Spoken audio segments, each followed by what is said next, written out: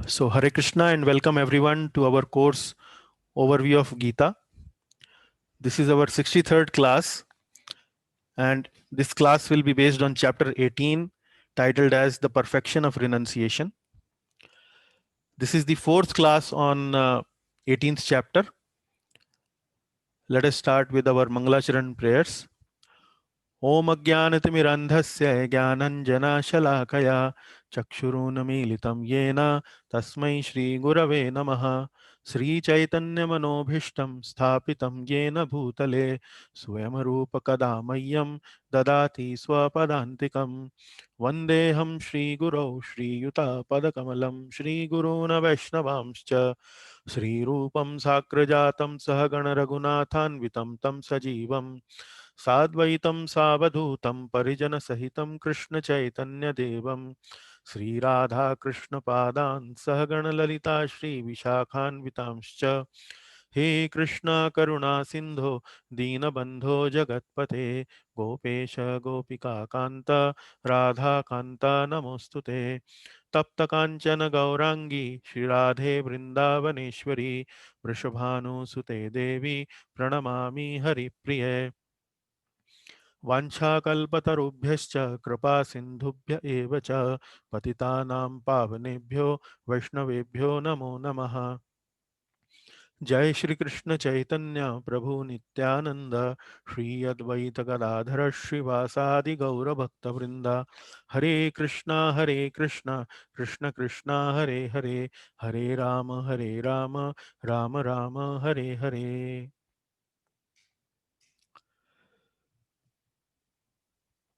So what you see now on your screen is the overview chart of chapter 18.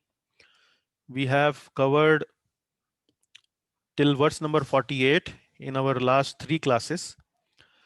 So I will discuss briefly about what we have discussed in these four sections, and then we will start our discussion on the fifth section, which starts from verse number 49.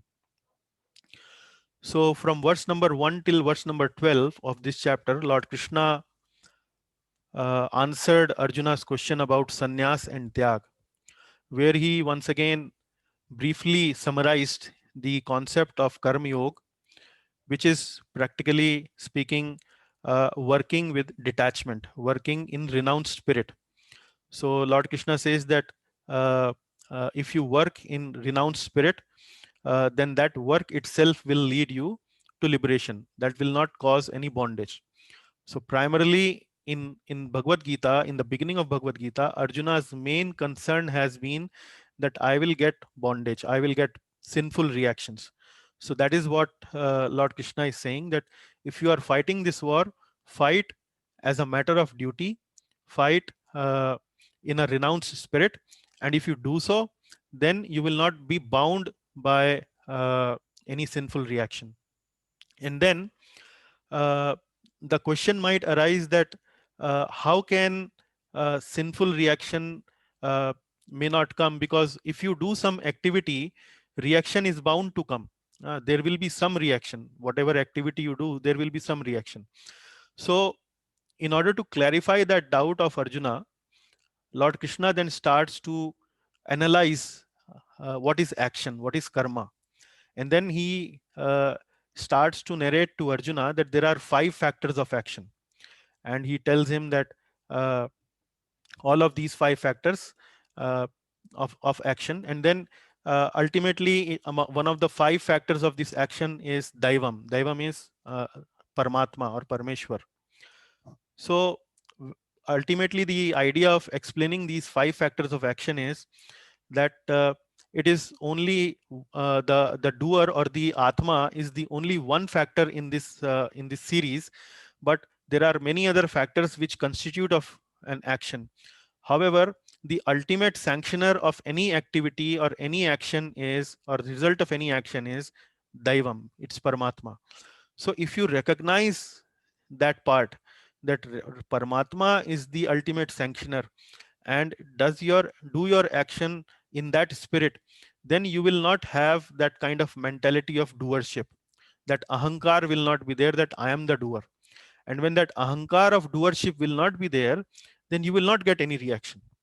So this is the basic uh, theme of the first two sections, where Lord Krishna is explaining Arjuna about Karma Yoga's principle and giving him a more detailed analysis that why still in Karma Yoga, if you do any activity, you will still not get bound by any reaction, because if you do it in the spirit of uh, surrender to the Lord, you will not get any reaction. in So this is the first part of chapter 18. But then he continues to analyze further this karma, and he then tells that the karma has six parts. One, before you begin any activity, there are three factors. Then later on, when you do the activity, then there are three factors. And then he continues to analyze uh, all these factors. He reduces these six factors into three, and then further adds three more factors like intelligence, determination, and happiness to the earlier three factors. And then he kind of analyzes to Arjuna that any activity that you do will be bound by three modes of material nature.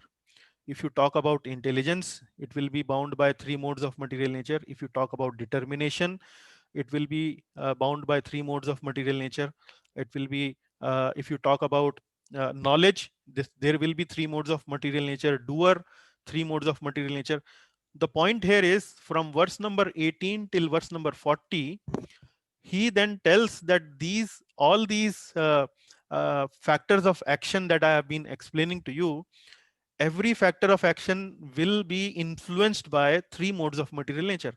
Either if you are in the mode of goodness, you will behave in a certain way. If you are in a mode of passion, you will behave in a certain way. Your determination be of certain type. If you are in mode of ignorance, your determination will be of certain type, or knowledge will be of certain type, like that. uh, the bottom line for section number third, from verse number 18 till 40, is that any action will be influenced by three modes. And he concludes this section in verse number 40, that there is no being in this world or in heavens, there is no being who is escaped or who is spared from the influence of these three modes of material nature. Now, if you now uh, say synthesize the first three sections together, from verse number 1 till verse number 40, the synthesis is that the first part of this chapter 18 is trying to say that in order to get liberation, you need to act, but act in a detached way.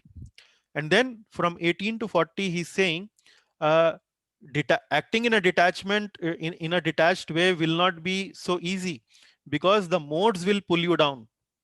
Modes will always try to pull you down, will try to oppose that action of yours in a detached mood. Now, he gives a solution, and then he also tells that in order to execute this solution, there is a problem. The problem is that you are bound with modes. But then what is the solution?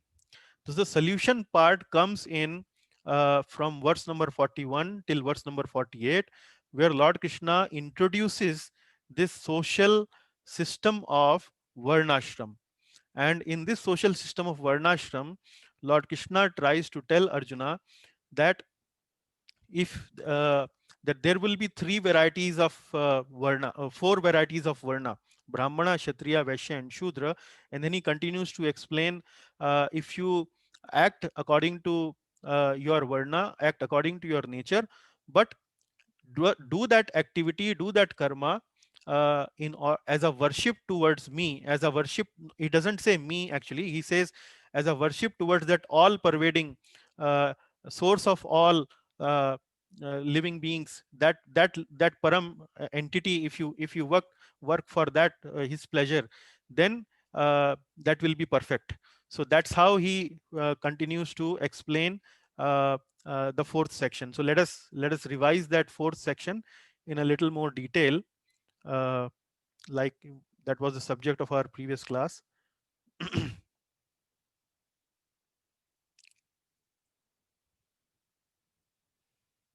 Yeah. So as I was explaining to you, that Lord Krishna explained how work with detachment leads to liberation. and then how every aspect of our activity is affected by the modes, which takes us away from detachment. And then he offers this solution: act according to our nature, but worship the Lord by our work. So, in order to give that solution, he starts to explain about each of these varnas. What are the specific qualities of the Brahmanas? What are the specific qualities of Kshatriyas, Vaishyas, and Shudras? So you can, as a broad guideline, he's giving these qualities. So people who may have these qualities can kind of try to understand that what is their typical inclination. So he's giving Brahmanas qualities as peacefulness, cleanliness, and like that he gives 8 9 qualities about Brahmanas. But in nutshell, Brahmanas are sattvic in nature, primarily sattvic in nature.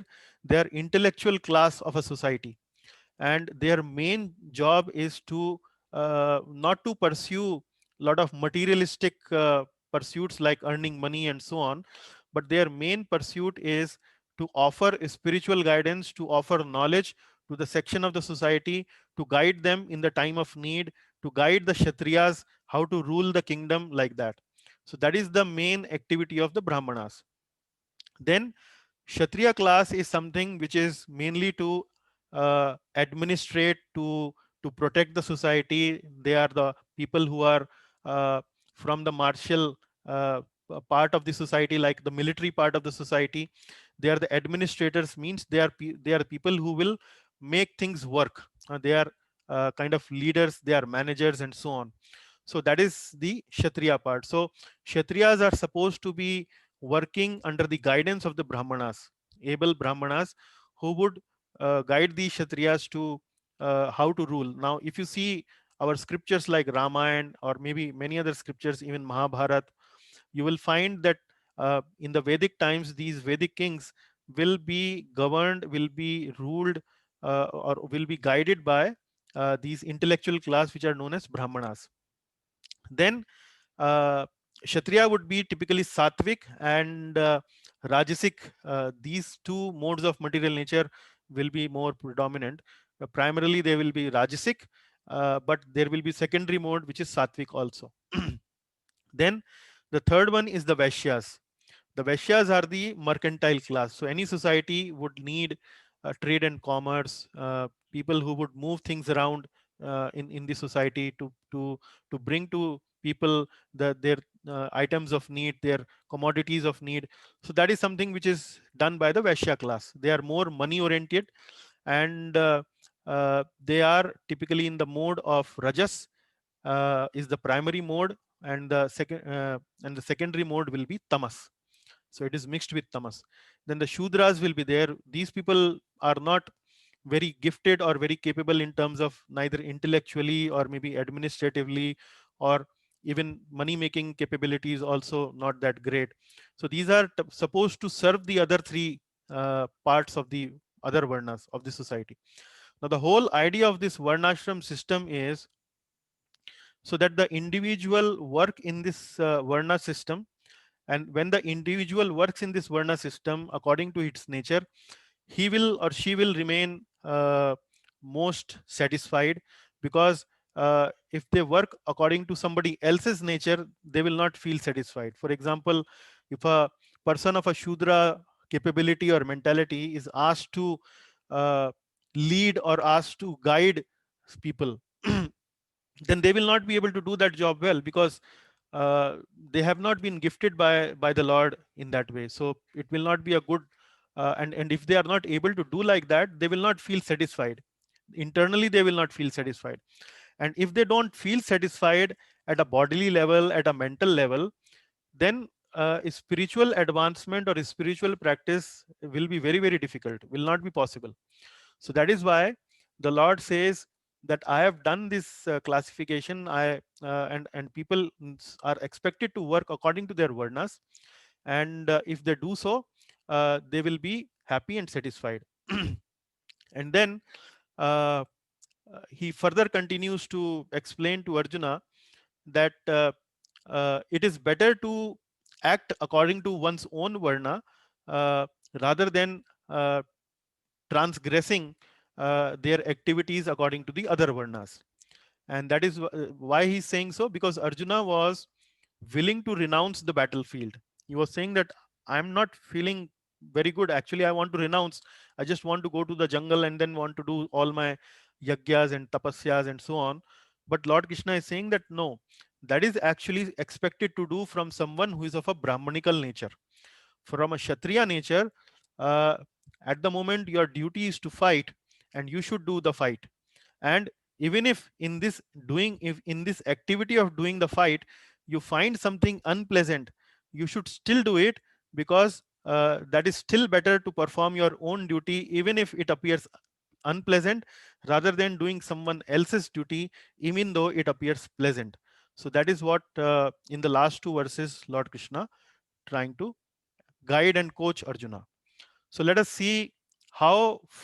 So the Lord now, what he has done is he has brought the discussion to the level where he is saying that uh, how you can reconcile the two, that you have to work in a detached way, and then there will be modes who will pull you down, who will not allow you to act in a detached way. You should follow your nature, you should follow your duty, and actually you should work according to your duty and offer that work to the Lord who is all pervading as worship. So what does that mean? That means is that whenever you are doing duty, you should understand that you are able to do that duty because you have been gifted by the Lord in a certain way, and you should recognize and feel gratitude towards the Lord that he has gifted you with those kind of capabilities, those kind of talents. And then in that spirit, if you do that work, that will be something like as a worship towards that Lord. So if you do that, you will perfect your activity. So that's how he's trying to reconcile the prescription of detachment, the problem of modes, and he's giving the solution. Act according to your nature, but act as a worship towards the Lord. So that's how he reconciles. And then he now continues the discussion forward. In this discussion, uh, so far what he has done is he has brought Arjuna to the level of Karma Yoga, and by doing Karma Yoga in the proper mindset, you should perfect yourself. So at that level, so far he has brought Arjuna in 18th chapter. Now he would take Arjuna to a higher level. So higher level means he will now take Arjuna to the level of Gyan Yoga. He will explain that how uh, uh, after getting purified through Karma Yoga, now you can move towards even higher in the yoga ladder, towards Gyan Yoga, where actually you don't really need to perform duty. So till Karma Yoga level, you need to do your duty. But if you want to progress further, you should now move to Gyan Yoga, where you can actually renounce the duty also. So that's what the discussion will start from 49th verse. Now that's what I have mentioned in this slide. So link to this section here means Karma Yogi, sannyasi who gives up the doership mentality.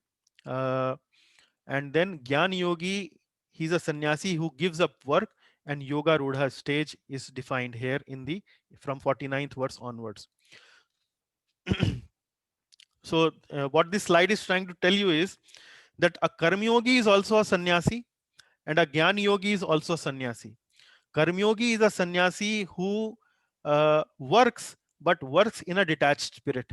And Gyan Yogi is also sannyasi, but he's a sannyasi who actually leaves active social life, and he tries to control his mind. He tries to meditate upon the impersonal aspect of the Lord, and that's how he progresses further. So that is how he's now moving. The Lord Krishna is now moving from Karma Yogi stage to the Gyan Yogi stage, and that's what starts from verse number 49. Here you will see how the uh, how all of a sudden uh, Lord Krishna has been advocating about work with renowned spirit, work with renowned spirit. But all of a sudden in 49th verse, you will read one word which is Nashkarmya. Nashkarmya means no action, without no karma, that is no action.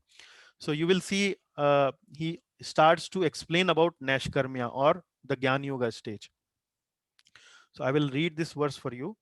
The verse is Asakta buddhi sarvatra jitatma vigata spraha naishkarmya siddhim paramam sannyasena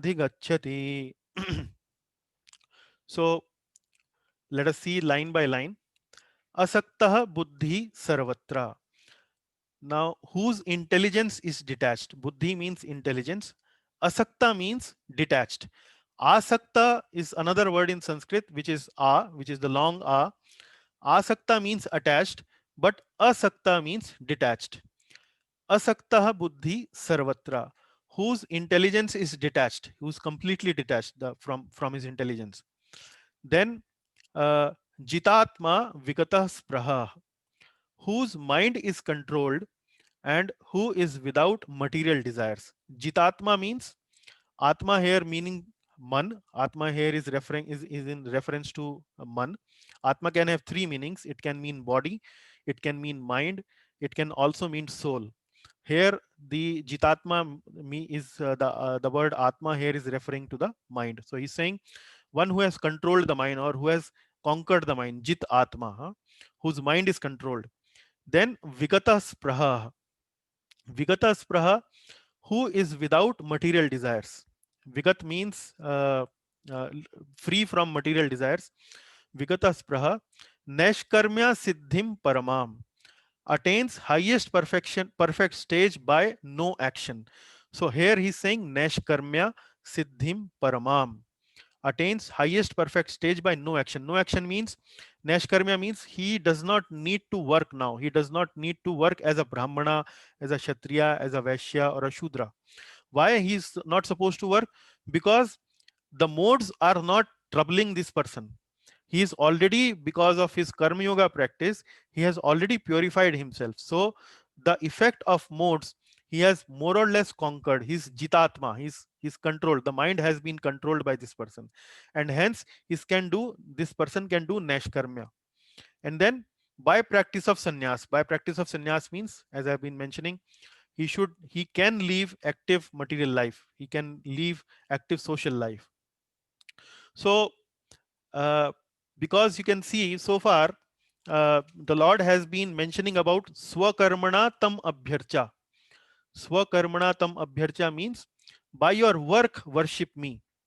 He mentioned that in 46 47 verses, swakarmana tam abhyarcha. But here he's saying nashkarmya siddhim paramam. Nashkarmya siddhim paramam means you should not do any activity. So in the previous section, the Varnashram system was described. So the Varnashram system act as a platform for the practitioner from where he can launch into Nashkarmya. Nashkarmya means he can actually consider retiring from active social life. So that's what is the connection between the previous one and this section. And then uh, now couple of words about this system of varnashrama. So this system of varnashrama creates this platform for transcendence. Transcendence means moving to the higher realm, moving closer towards the divinity. uh, so uh, it is actually based upon the traditional yoga ladder. So whatever the verses now you see, or you're not going to read now, is based on the traditional yoga ladder. And the traditional yoga ladder I'm showing you here in the picture. So in the previous section you already studied about karma yoga. Lord Krishna has talked about how you can perfect karma yoga, which was swakarmana tam abhyarcha.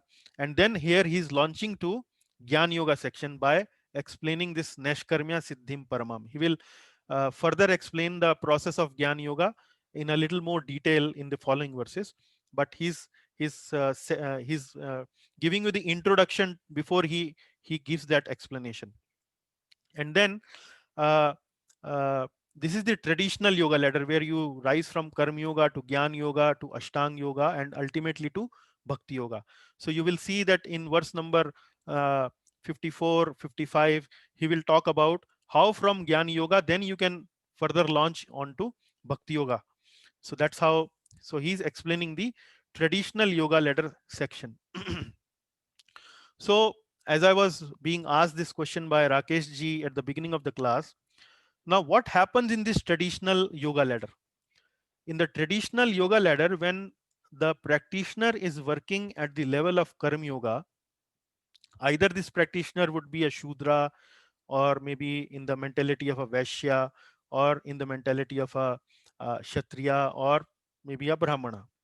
So, what does the Karma Yoga practice do is, the Karma Yoga practice, when the practitioner acts according to the prescribed duties, according to the Varna, he gets purified, and he offers that work to the Lord. He gets purified, and then when he takes the next birth, so for example, if he's a Shudra, then the next birth is expected to be a Vaishya. And if he's a Vaishya and he does his prescribed duty, the next birth is expected to be a Kshatriya. And then a Kshatriya, a Brahmana, like that. So he progresses from Shudra stage to Vaishya stage to Kshatriya stage, and then to the Brahmana stage. And that's how the traditional yoga ladder actually works, where uh, the process is little slow, from one varna to another varna to another varna to another varna, like that the practitioner moves. And ultimately, uh, people who are generally brahmanical in nature are generally only able to qualify to move to the Gyan Yoga stage, but otherwise the other varnas typically remain at the Karma Yoga stage. However, this is still a process of uh, spiritual advancement, uh, uh, but we as devotees don't accept the spiritual part of the varnashram system. We do accept the social part of the varnashram system. However, together with the following with the varnashram system, we also follow the devotional process, because the devotional process is purifying in itself, and it does not restrict the practitioner only to practice at the particular varna level. So you and that's we will discuss in the following verses. So in 18.50, Lord Krishna further sets up the background to move towards the Gyan Yoga section of this chapter. He's saying, सिद्धिं प्राप्तो यथा ब्रह्म यथाप्नोति निबोध मे समासेनैव कौन्तेय निष्ठा ज्ञानस्य या परा. So he's saying here, सिद्धिं प्राप्तो यथा ब्रह्म तथाप्नोति निबोध मे. Now, O son of Kunti, learn from me how one who has achieved this perfection can attain to the supreme perfectional stage, Brahman, the stage of highest knowledge, by acting in the way I shall now summarize. So he's saying that learn from me how who has achieved this perfection. So this perfection means the varnashram system. After varnashram system, doing the karma yoga, the person or the practitioner has already achieved some perfection, and from this perfected stage, how he can move to the Brahman stage. Brahman stage means where he can actually experience the absolute truth. He can start experiencing the absolute truth. So what is Brahman means? Brahman here is referring, it's a generic name to refer to the absolute truth. Absolute truth means from where everything has emanated, source of everything. So that divinity he starts to experience. So Lord Krishna is giving a little prelude here. He's giving a little introduction that, okay, now hear from me how that will be happening, how that process works. I will now summarize to you. So from verse number 51 till verse number 53, Lord Krishna then continues to summarize the Gyan Yoga stage, where the sadhaka on practice on practicing the Gyan Yoga actually can reach to the Brahma Bhuta stage. Brahma Bhuta stage means where he can experience the absolute truth as Brahman, as all pervading absolute truth. That's how he can experience that. So there are three verses where he has explained this process in great detail. So let us look at the components, the various components of these processes. The verse goes like this: Buddhaya vishuddhaya yukto धृत्यात्मानं नियम्य च शब्दादीन विषयांस् त्यक्त्वा रागद्वेषौ रागद्वेषो व्युदस्य च. Now the meaning is buddhaya vishuddhaya yukto, with purified intelligence. Then dhrityamanan niyamya cha, controlling the mind with determination. So dhriti is determination, and uh, dhrityatmanam, atmanam is the mind. Niyamya cha, with rules and regulations, he controls the mind with determination. Then shabdadin vishayams tyaktva, giving up all sense objects like sound. So this is like a pratyahar stage. Like in the Ashtanga Yoga, we have studied this fifth stage called pratyahar. In pratyahar, the person actually cut off its senses from the external stimulus. So it is mentioning here shabdadin vishayams. Vishayams means the object of the senses. Tyaktva. So giving up sense objects like sound. And then raga dvesho vyudasya, free from attachment and repulsion. Free from, raga means attachment, dvesha means repulsion. One who doesn't like anything, and one who is more attracted or attached to anything. That is called raga. So here you can see here what uh, the Lord is already mentioning here is that in this stage, buddhaya vishuddhaya yukto. So when the person is at the stage of Gyan Yoga, at the level of Gyan Yoga, the intelligence is already purified. Yukto means with. Yukto means equipped with. So buddhaya vishuddhaya yukto. So this person's intelligence is purified. Now one may ask, what do you mean by purified intelligence? Now if you remember in chapter number 3, when Arjuna asks, where does this lust sits in the living entity? So the Lord Krishna mentions that lust actually resides in 3 places: mind, intelligence, and ego. So uh, then uh, this is the intelligence. So intelligence can also be lusty. Intelligence can also be kind of corrupt. And what is the example of corrupt intelligence? Sometimes we see that people who have uh, intelligence filled with lust, they sometimes are not so uh, faithful towards their spouses. We see there are extramarital affairs, and when people are engaged in extramarital affairs, they actually use their intelligence to fulfill their desires. So that is something, intelligence filled with lust. When the intelligence, instead of helping you to move towards divinity, actually degrades you to move away from divinity. So that is called ashuddha intelligence. That is called ashuddha buddhi. Use of intelligence in a impure way. But here, Lord Krishna is saying, Buddhaya Vishuddhaya Yukto. So such person doesn't have any materialistic desires, and that Buddhi is Vishuddha, it is pure. And then he continues to say that this person, this sadhaka, actually is controlling the mind with determination. Now, controlling the mind with determination means what? At the Karma Yoga stage, the determination may not be very strong. And what do you mean by that? At the Karma Yoga stage, the sadhaka might be doing its prescribed duty. Sometimes he will be uh, successful in doing its prescribed duty. Sometimes he will not be very successful in doing his prescribed duty. But at the Jnana Yoga stage, the mind is being controlled with determination. Now, there could be 4 possible levels at the Karma Yoga stage. Uh, uh, like, for example, in the beginning, when the person is trying to control its mind, then in the beginning, it might be a helpless failure. The person may want to control the mind, but when the impetus for enjoying the senses comes, then he doesn't, he's actually gives it up very easily. So this is like helpless failure. Then by doing some karma yoga, by doing some practice of karma yoga, acting in dutifully and so on, by purifying himself, he gets little more strength to actually fight these impetuses. And then he further tries to do control of mind. This time he struggles but fails. In the second stage, he struggles but fails. And then uh, further he tries to do, he still continues to struggle, he still continues to uh, strive for mind control. In the third stage, he does the struggle, but then he succeeds, he starts to get success.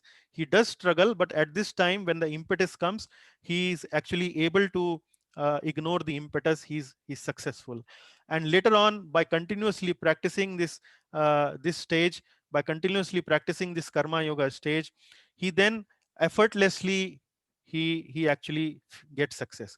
Whenever the impetus comes, he actually doesn't feel any problem. Like many times, if you ask some devotee, do you want to eat non-vegetarian food, then the devotees completely ignore that. They don't have any attraction towards some food which is non-vegetarian in nature. So this is how you can see that how even the determination at the karma yoga level stage, by doing karma yoga in a proper way, the practitioner continues to advance stage by stage, and by the time he reaches the Gyan Yoga stage, he's able to control the mind with determination. And then this giving up the sense objects like sound, as I mentioned, this is something like a pratyahar stage, where the person is easily able to withdraw the senses and turn them towards inwards and doesn't get attracted towards that. And then free from attachment and repulsion. So these are some of the stages or some of the symptoms of a person who is at a Gyan Yoga stage, or who is at a Brahma Bhuta stage. He's about to understand, or he's about to realize the Brahman. He's about to realize the all pervading aspect of the absolute truth. So the picture that you see on the right, it is like a Gyan Yogi. And Gyan Yogi, you will see that he keeps himself to be a very secluded place. He doesn't get engaged with the world. He's very secluded. He's internal. He's all moved towards internal meditation, and he doesn't keep any connection with the outside world. So that is the mood and the kind of a body language you can see of how does a Gyan Yogi look like. Then going to the next verse again, Lord Krishna is giving more details about for the Brahma Bhuta stage. He's saying, Vivikta sevi lagvashi yata vak kaya manasa dhyana yogo paro nityam vairagyam samupashritaha. So what he's saying? He's saying Vivikta sevi. Vivikta sevi means living in a secluded place. So as I showed you in the picture before, the person, the practitioner is living in the secluded place. So secluded place means not interacting with the world. In the case of a devotee doesn't live in a secluded place, which means that for the devotee, living in a secluded place means not to interact with people who have non-devotional inclination. So if a devotee is interacting with other devotees, interacting with the other sadhakas, other bhakti yogis, then that is as good as living in a secluded place. Because the purpose of living in a secluded place for Gyan Yogi is what? Ultimately, the purpose is to connect with the divine. And for a bhakti yogi, if he is interacting with other bhaktas, other devotees, uh, they are going to interact in a way which is only going to enhance their understanding about the devotional process. So that is not considered living in a secluded place, because that association alone is now going to help them understand the divinity, help them understand the Supreme Lord. So for a devotee, the meaning of secluded place is different, but for a Gyan Yogi, the meaning of secluded place actually means, physically means, that they live, that they live actually in a place which is secluded. And then Laghvashi. Laghvashi means eating little. Eating little means that they are not too much hankered about eating tasty food stuff, or very much attached towards uh, building a lot of strength or having a physical strength. So they simply eat whatever is needed to keep the body and the soul together. And eating little will also make their senses weak, and if their senses are weak, the senses will not have much energy to indulge in the sense objects. So that is how the Gyan Yogi thinks as far as eating is concerned. As far as Bhakti Yogi is concerned, Bhakti Yogi is always uh, willing to eat whatever food is offered to the Lord. Also, although the Bhakti Yogi doesn't eat like too much, but uh, the guideline for the Bhakti Yogi is that whatever you want to eat, you cook it for the Lord out of love and affection, out of love and devotion, and eat only that kind of food which is pleasing in nature, which is sattvic in nature. Offer it to the Lord, and then you can take it to your satisfaction. So that is the guideline for the Bhakti Yogi. But for the Gyan Yogi, the guideline is that they eat much less, because their main focus is to control the mind. Their main focus is to control the mind, control the senses, so that the senses does not go haywire and actually indulge into sense objects, sense gratification. And eating little actually helps in controlling that tendency. Then yat vak kaya manasaha, controlling one's speech, body, and mind. So manasa vacha karmana. So these are the people who very much strongly in favor of controlling their speech, speak properly, body and mind. Then the third one is Dhyan Yogo Paro Nityam. Dhyan Yogo Paro Nityam means these Gyan yogis, like Ashtang yogis, they also meditate. The Ashtang yogi, certainly Dhyan Yoga is one of the limbs in the Ashtang Yoga. But for the Gyan yogis, uh, they also meditate upon the impersonal aspect, impersonal feature of the Supreme Lord. And if you see in the picture in the previous slide, as I mentioned, the person is in the mood of meditation. He's also kind of meditating upon the impersonal feature of the Lord. Here, the picture that I'm being showing you, it is more applicable for the Dhyan Yogi, but the idea was to mainly to show you the meditation part that has been mentioned in this verse. Then Vairagyam Samupashritaha. So he takes Ashritaha. Ashrita means shelter. He takes the shelter of detachment. Vairagyam. So this is again the same theme, that he doesn't uh, indulge into uh, active social life. He's vairagi. He cuts off his connection with the outside world, and he acts like a vairagi. For a devotee, vairagyam means uh, connecting with Krishna. Always keep himself engaged in the devotional service, or in the bhakti service, or in the uh, bhakti activities for the Lord. So when the devotee keeps himself constantly engaged in the devotional service of the Lord, that is as good as vairagya. So these are the you can say uh, the other processes of Brahma Bhuta stage, other symptoms of the Gyan Yogi in the Brahma Bhuta stage. And now the 53rd verse, where the Lord finally concludes about the symptoms of a person in the Brahma Bhuta stage. He says, Ahankaram balam darpam kamam krodham parigraham vimuchya nirmamah shanto brahma bhuyaya kalpate. So ahankaram balam darpam. Ahankaram means freed from false ego. Freed from false ego means freeing oneself from the doership mentality, the mentality that I am the cause of this success. So he's ahankaram. He's actually free from the false ego. Balam means false strength. False strength means uh, not having any kind of a pride, or any kind of a intoxication, or say, I would say, ahankar about one's strength. So ahankaram balam, I am very strong, I am very powerful. That kind of mentality is not there.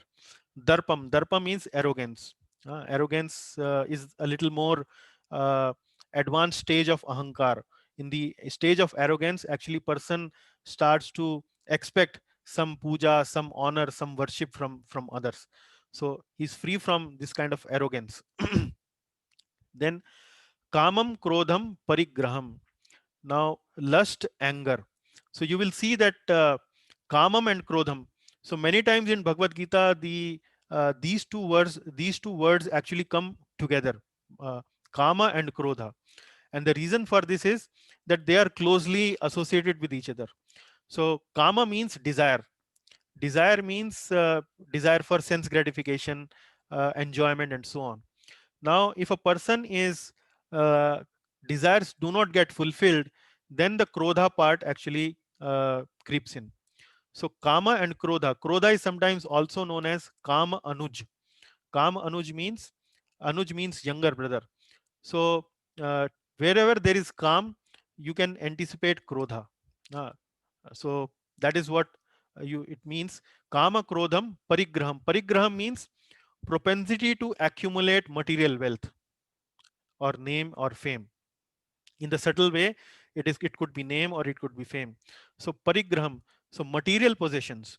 So this person is free from lust, free from anger, free from material possessions. And then vimuchya nirmamaha shanto. Vimuchya means free, nirmamaha. Nirmama means proprietorship. This is mine. I am the master of this thing. That kind of a mentality is also not there. Shanto. Shanto is this person is peaceful. And if you have these kind of qualities, if you have these kind of symptoms, then the Lord says, Brahma bhuyaya kalpate. Such a person can attain Brahman. Such a person can actually now able to connect to the divinity in its Brahman feature, in its all pervading feature as Brahman. So you can see here in all these three verses in 51, 52, and 53, it is all about negation. Don't do ahankar, don't have excessive pride about your strength, uh, don't have any lust, don't have any anger, don't have any propensity for material possession. So it is all about kind of negating things. So uh, it's a very formidable list, as you can see, starting from verse number 51, 52 to 53. uh, so this is the uh, I would say the biodata of a Gyan Yogi looks like. If a Gyan Yogi has to tell that I want to become a Gyan Yogi or I am a Gyan Yogi, what are the important qualities you will find in the CV of a Gyan Yogi? So these are the list that Lord Krishna has given from verse number 51 till 53. Okay. Now let us move to verse number 54. And after describing Arjuna, the uh, different qualities of a Gyan Yogi, which is at a Brahma Bhuta stage, where he is free of any contamination of lust, anger, greed, and so on, and he is fully peaceful, he is Shanta. Then Lord Krishna says, then now one can attain pure bhakti. So, as you saw one of the slides in the beginning of the class, where I had given you the traditional yoga ladder. So we already discussed Karma Yoga in chapter 18. Then in this particular section, Lord Krishna has explained Gyan Yoga and has given multiple symptoms of a Gyan Yogi and has mentioned that once the person has these kind of symptoms, he is now at a Brahma Bhuta stage. And now once a person has reached the Brahma Bhuta stage, now he can jump to the Bhakti stage. Now one can attain pure Bhakti. And the 54th verse will be like this. This is a very famous verse. Prabhupada used to quote this verse quite often. The verse is Brahma Bhuta Prasannatma na shochati na kankshati samah sarveshu bhuteshu mad bhaktim labhate param. So there are several things which can be learned from this verse. Very important things which can be learned from this verse. But before that, let us go line by line and try to understand the meaning of this verse. Brahma Bhuta Prasanna Atma. So, till 53rd verse, Lord Krishna has mentioned about that person who can become qualified for Brahma Bhuta stage. Now, in the 54th verse, Lord Krishna continues that journey and mentions that what this Brahma Bhuta does further. So, such a Brahma Bhuta that has I have described in previous three verses, that Brahma Bhuta who is Prasanna Atma. Prasanna Atma means who is always joyful. He never laments or desires. Na shochati, na kankshati. Huh? Then samah sarveshu bhuteshu, and such a person is actually equally disposed to all the living entity. Such a person mad bhaktim labhate param. Such a person is actually ready, or he's actually qualified to attain my pure devotional service. Mad bhaktim labhate param. Now, why I mentioned this particular verse to be very important? This verse unambiguously, the Sanskrit is very clear. The flow of thought in the chapter of Gita, or in the 18th chapter here, the flow of thought is very, very linear in nature, which clearly explains that actually uh, uh, after achieving the Brahma Bhuta stage, after achieving this transcendental stage of Brahman realization, from that Brahman realization, one now have to do bhakti in order to achieve the Supreme Lord, Lord Krishna. Because why I'm mentioning this in particular, or giving some stress on this verse, is because people who are, or devotees, or say transcendentalists who are impersonalist in nature, hmm, these impersonalists, they use bhakti as a tool, and using bhakti as a tool, they try to follow the rules and regulations of the bhakti. They do these, all these deity worship and all those activities using uh, bhakti as a tool, but ultimately they leave these bhakti in order to achieve the Brahma Bhuta stage, in order to attain Brahman realization. However, in this verse, it is quite clear that once you achieve a Brahma Bhuta stage, then only actually if you do bhakti, you can achieve the Supreme Lord. So bhakti here is not as a tool, but bhakti here is another stepping stone uh, to further uh, enter into the deeper understanding of the divinity, which is Supreme Lord Krishna. So that is what is is most important here, where Lord Krishna has started to explain Mad Bhaktim. Mad means my, till 53rd verse, from verse number 18, from verse number 1 in 18th chapter till 53rd verse, Lord Krishna so far has not mentioned about Mad. Mad means me. Even if you read verse number 46, where he's saying, by your work worship, he's saying, by your work worship that Lord who is all pervading, who is source of everything. That's how he's mentioning in the Karma Yoga section, in the 46th verse or in the 47th verse. But however, in the 54th verse, Lord Krishna has now taken the discussion from Karma Yoga to Jnana Yoga, ultimately to Bhakti Yoga. This is the traditional yoga ladder being discussed in this 18th chapter, from Karma Yoga ultimately to Bhakti Yoga, but that going to Bhakti Yoga through Jnana Yoga. It is not directly going to the Bhakti Yoga. He will go directly to the Bhakti Yoga, but that discussion will start from verse number 56. But so far, here, the traditional yoga ladder is being discussed. So there is very little scope of misinterpreting this verse. Uh, Bhakti is after, when one has become free from material attachments. That is where uh, it is something like a postgraduate stage of a Jnana stage, and not something as a tool that is supposed to be used during Jnana stage to achieve Brahman realization. So that is something, uh, the two school of thoughts, the impersonalists and the personalists, that is where the verse kind of uh, supports the personalist school of thought. That's how I was mentioning it to you. It's important to understand. Okay, now coming to the 55th verse. In the 55th verse, Lord Krishna continues the theme that he has started in 54th verse. Here the stress is even more stronger. Here Lord Krishna is saying is, bhaktya mam abhijanati yavan yaschashmi tatpatah tato mam tatvato gyatva vishate tadanantaram. Huh? Here he's saying let us see what the individual lines of these verses are mentioning. Bhaktya mam abhijanati. Bhaktya mam abhijanati means a devotee can know me. Bhaktya, it is very clear. Bhaktya mam abhijanati. Mam means Lord Krishna, and abhijanati means he can know me. A devotee only can know me. Then yavan yaschasmi tatvatah, as I am in complete truth.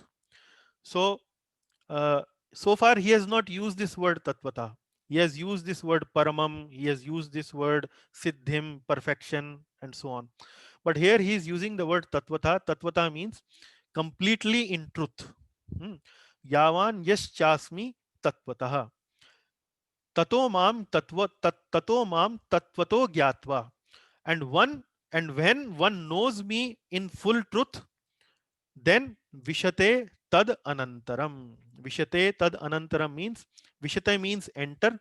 After knowing that, after knowing, thereafter he enters. Thereafter he enters. That is the sort of say word to word meaning. But in the translation, Srila Prabhupada has mentioned this as one enters the kingdom of God.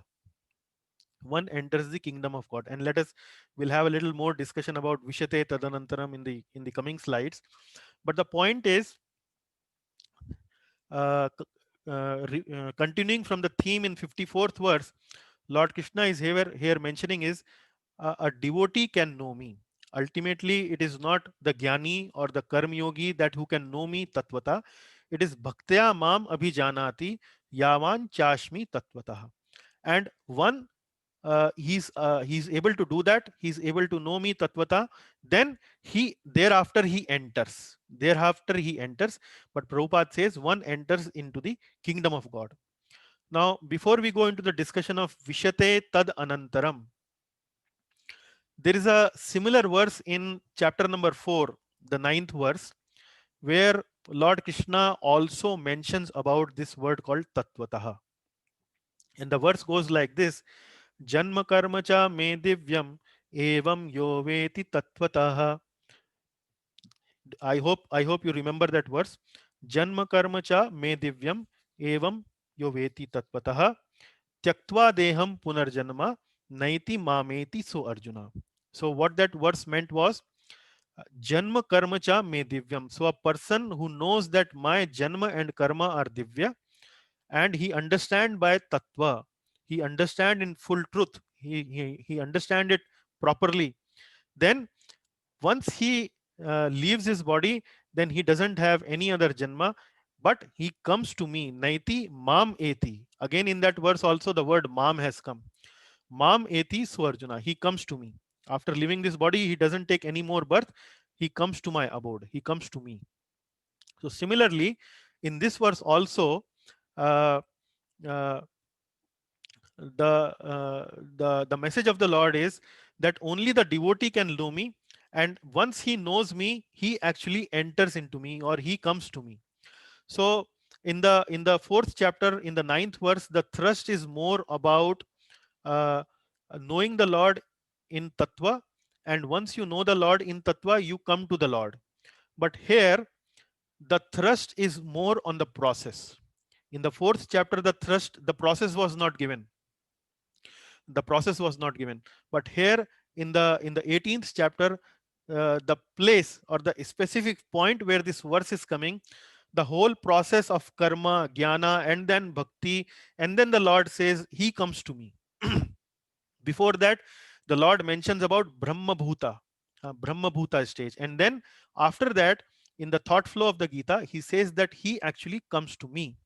So uh, the point here is that the message is quite linear, the message is quite clear, and there is a sequence to the progress, which is quite clearly suggestive of the traditional yoga ladder, where karma yoga, then jnana yoga, then bhakti yoga ultimately has been mentioned. Now let us look at this particular word, Vishate tad anantaram. Vishate means enters, tad anantaram means thereafter. So somebody can challenge or somebody can question that here it does not mention that one enters the kingdom of God. Here it is simply mentioned about thereafter he enters. It could also mean enters into the Brahma Jyoti, enters into me, and like that. But let us see how Srila Prabhupada in his purport has explained all this. Maybe we will come to that Vishate Tadantaram in the third bullet, but let us see the first two bullets. Here, Srila Prabhupada is writing, if anyone wants to understand the Supreme Personality of Godhead, he has to take to pure devotional service under the guidance of a pure devotee. So in this verse, Lord Krishna is mentioning Bhaktya Mam Abhijanati. So only the devotee can know me. So that's what Srila Prabhupada is explaining. That if once if somebody wants to understand the Supreme Personality of Godhead, he has to take to the pure devotional service. So he's not supposed to take the Karma Yoga path or the Jnana Yoga path. He has to take the path of pure bhakti. Then, as already stated in Bhagavad Gita 7.25, Naham Prakashah Sarvasya. So in the 7th chapter, 25th verse, Lord Krishna is mentioning about Naham Prakashah Sarvasya. He says that I am not revealed to everyone. I am not revealed to everyone. I am not, it is not that anybody can know me just like that. Even in the Mahabharat war, when Lord Krishna was present before many other soldiers, there were millions of soldiers on the battlefield, but not everyone understood Krishna as the Supreme Personality of Godhead. And that's what the message Lord gives here is Naham Prakashah Sarvasya.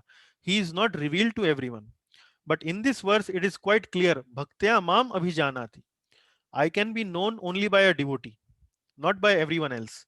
Bhaktya Mam Abhijanati. And then no one can understand God simply by erudite scholarship or mental speculation. So, erudite scholarship and mental speculation, actually, Prabhupada is referring to the Gyan yogis or maybe the Ashtang yogis and so on. Say simply by mental speculation, by doing some scholarship, by doing some philosophical research, you can potentially reach up to maybe Brahman stage or whatever. You can have that kind of a little taste of divinity. But if you want to come to me, you have to take to the process of Bhakti Yoga. And then he says university degrees are not helpful. So these two bullet points are more elaborating on the point Bhaktya Mam Abhijanati, that only the devotee can understand me in tattva, in fullness, in completeness, in truthfulness. Only the devotee can understand me. And then in this third bullet, that Vishate Tad Anantaram, I was mentioning to you in the Sanskrit of the verse. Then Prabhupada is saying one should not mistakenly think that the word Vishate enters into me supports the monist theory that one becomes homogeneous with the impersonal Brahman. Impersonal Brahman, because the impersonalist, their goal is actually to merge into the Brahma Jyoti, the effulgence that comes out from the body of the Lord. Those who are impersonalist sadhakas, the transcendentalist taking the impersonalist path, their main objective, their main goal is actually to enter into me. Enter into me means enter into the Brahma Jyoti. So that is what Srila Prabhupada is kind of refuting here. He's saying one should not mistakenly think that the word Vishate, Vishate means enters. So enters tadanant Vishate tadanantara means thereafter he enters. So Vishate does not mean he enters into Brahman or he becomes one with the Brahman. That is not the meaning of this Vishate tadanantanam. And then he further elaborates on that point. He says that, for instance, a green bird enters a green tree does not become one with the tree, but to enjoy the fruits of the tree. So he's taking the help of an analogy where he's saying that if there is a bird which is green in color and he enters into the tree, so from a distance it may appear that the bird and the tree have become one, because the bird is also of a green color, the tree is also of a green color. So purification wise, this person is also as good as Brahman, because he doesn't have any other base desires, any lower desires, Kama, Krodh, Lobh. He doesn't have, and the Supreme Lord also doesn't have these kind of uh, base desires. So it may appear that the bird has become one with the tree, but actually it is not that. It is not that the case. The bird has entered into the tree without losing its individuality. The bird still exists. It is not that the bird has merged into Brahman, that bird has become Brahman, or the bird has become tree. No, the bird has not become tree. Bird is still there, although for a distant sadhaka, for a distant observant, one cannot observe it properly. But the person who knows the truth, who knows it properly, who knows the tattva, understands that the soul does not loses its individuality. So the bhakti is there, the bhakta is there, and the Bhagavan is there. So all three still remains even after the soul or the jivatma has attained liberation or has attained the Supreme Lord. Then in the fifth bullet, he's also using the analogy that the impersonalists used to give, and kind of refuting that analogy with another analogy. He's saying impersonalists generally give the example of a river flowing into the ocean and merging.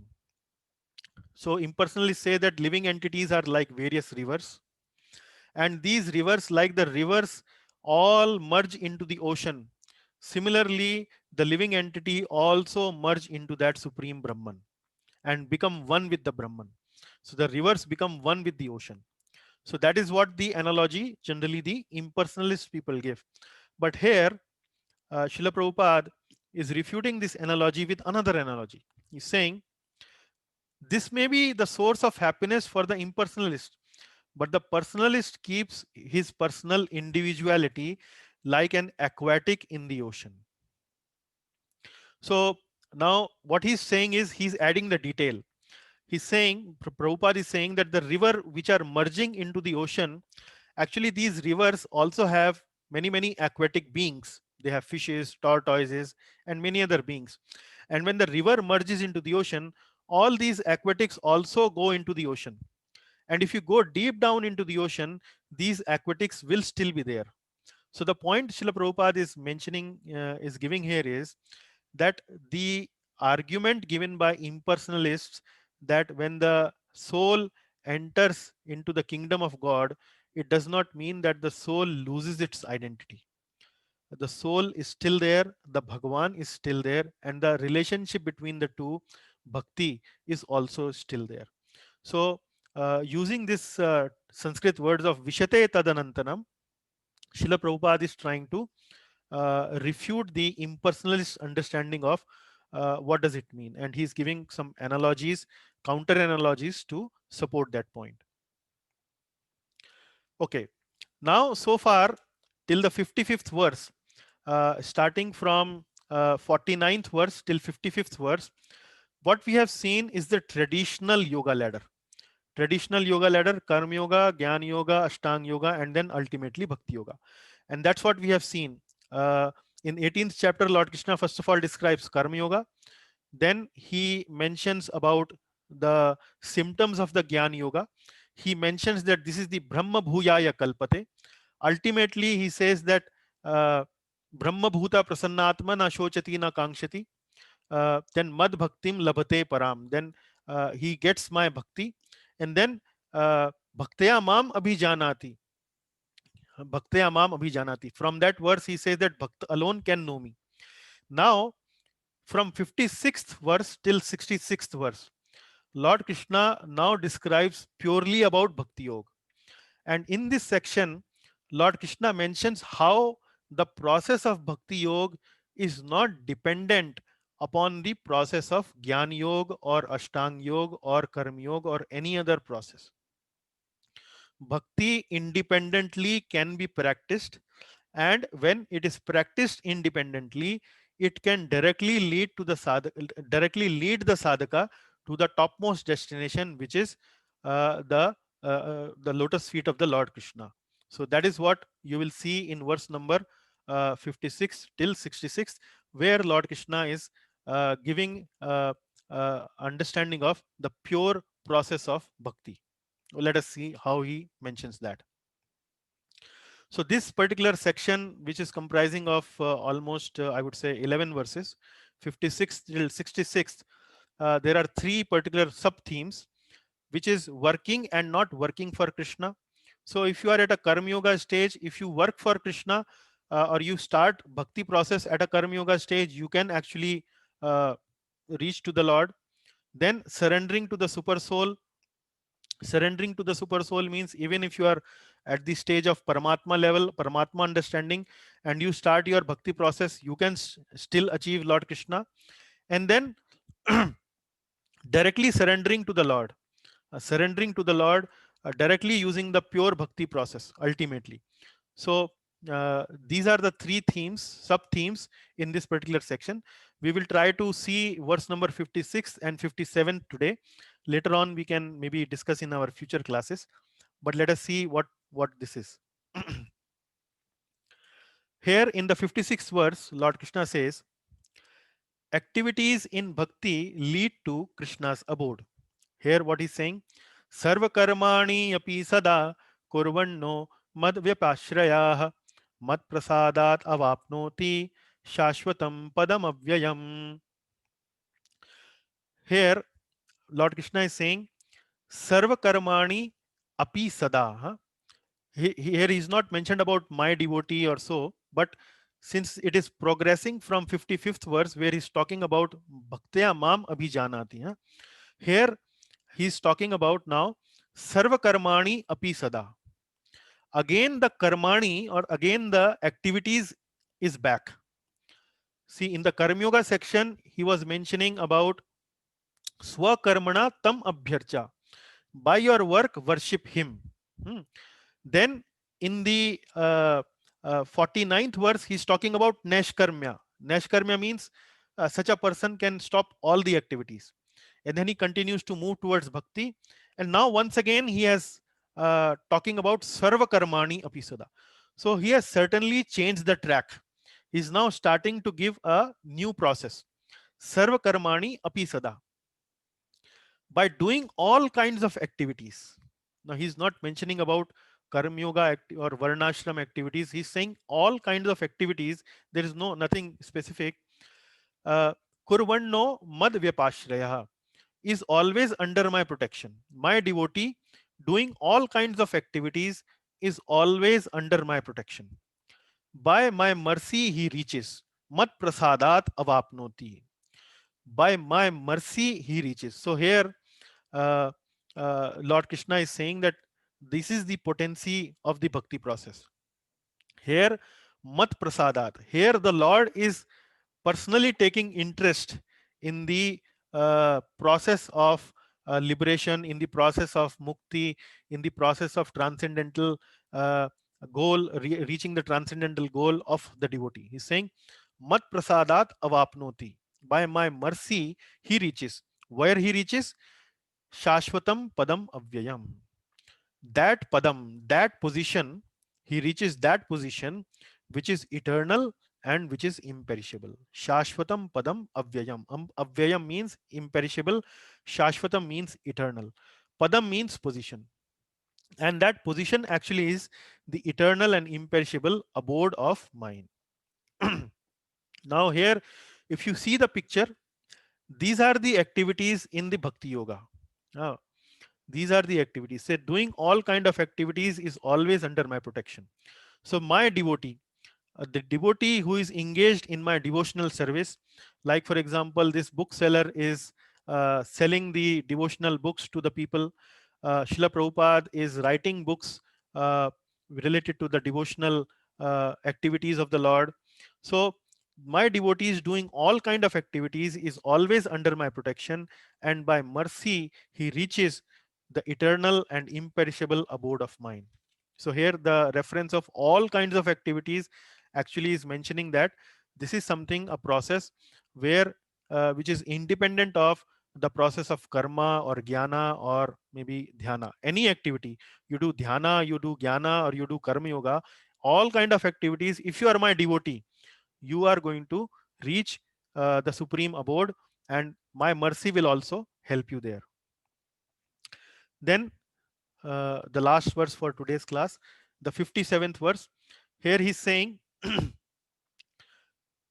चेतसा सर्वकर्माणि मयि सन्न्यस्य मत्पराः बुद्धियोगम् उपाश्रित्य मच्चित्ता सततं भवा. चेतसा सर्वकर्माणि, offer all your activities to me. Chetasa means consciousness. So do all the activities in my consciousness. Keep always me in your consciousness and then do the activities. Depend on my protection, making me the goal. Mai sanyasya matpara. So depend upon my protection and making me the goal. So devotee is always surrendered, and that is why he is always dependent upon the protection of the Lord. Then buddhi yogam upashritya.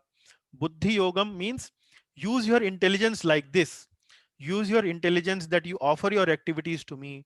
You always depend upon my protection. You always keep me as your goal. And with that kind of intelligence, with that kind of buddhi, actually take shelter of this yoga process. Take shelter of this bhakti yoga process, and then machitta satatam bhava. And then be always conscious of me while doing your actions.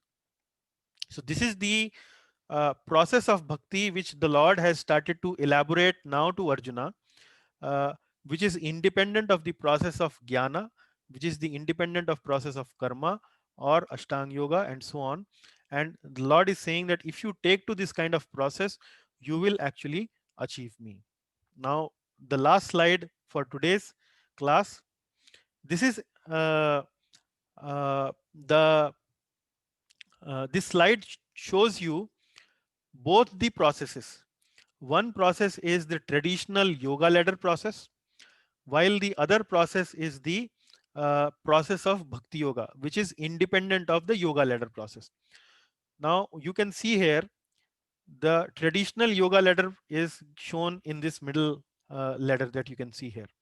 Here you can see vikarma, then karma kanda, then karma yoga, then jnana yoga and dhyana yoga, and here the bhakti is shown above dhyana yoga, the topmost bhakti, which is raganuga bhakti. Huh? Now here, if you see this traditional yoga ladder, together with this yoga ladder on the right hand side, there are certain arrows. There are certain arrows which are now moving towards the bhakti. Bhakti here is angas of bhakti, abhyas yoga, and raganuga bhakti. What it means is that even if the sadhaka is at the vikarma stage, vikarma stage means he is maybe a most abominable, most sinful of person. If he starts to take the process of bhakti, then the bhakti process purifies the person, and independently alone can take this person to the raganuga bhakti or to the topmost stage, which is the lotus feet of the Lord Krishna. Similarly, at the karma kanda stage, uh, if he moves to the takes to the process of bhakti, he can once again reach to the topmost stage. Karma yoga stage, jnana yoga stage, dhyan yoga stage. So that is what the Lord saying is sarva karmani api sada kurvanno mad vyapashraya mad prasadat avapnoti shashvatam padam avyayam. So by all doing all kind of activities, this devotee actually can achieve that padam avyayam, and that is mainly because of the potency of the process of bhakti. The sadhaka is able to do that. So on the left hand side, you can see the destination of these people. Destination of these people who are doing ugra karma. Ugra karma means vikarma. Their destination is lower species or lower planets or species. Karma kanda, they will either get swarga or they will come back to earth. Or karma yoga, they take maybe in the birth in the family of yogis, they may go to swarga, they may go to planets of prajapatis or rishis, higher planets. Then Gyan Yoga, this is the Brahma Bhuta stage, which we studied. Brahma Bhuta Prasanna Atma. And from Brahma Bhuta Prasanna Atma, takes to the process of bhakti and then goes to the Bhakti Yoga ladder. And then Dhyan Yoga, this is Brahman or Paramatma stage. So Dhyan Yoga, Dhyan Yoga, they are much similar. So Brahman and Brahman or Paramatma stage like that. So there are the destinations given on the left hand side. But the independent process of bhakti has been mentioned, which now Lord is started to explain from verse number 55 onwards, and that discussion will continue till verse number 66. So uh, that is the matter of the class today. So to summarize, it is all about 18th chapter is all about summarizing the whole Bhagavad Gita till 17th chapter. The Lord starts with Karma Yoga, continues to develop that discussion and takes it to Jnana Yoga. Ultimately, he mentions that from Jnana Yoga stage, the sadhaka has to take to the process of bhakti. This is the traditional yoga ladder. And now, in 56th verse onwards, Lord Krishna is now started to describe the independent process of bhakti, uh, which is not dependent upon any other process. If you are practitioner of any process, but you take to the process of bhakti on top of it, then you have a direct access to the Lord ultimately. Yeah. So that's the uh, class for today. We can now open the floor for discussion. Thank you very much. Hare Krishna. Srila Prabhupada ki jai. Srimad Bhagavad Gita ki jai. Thanks a lot.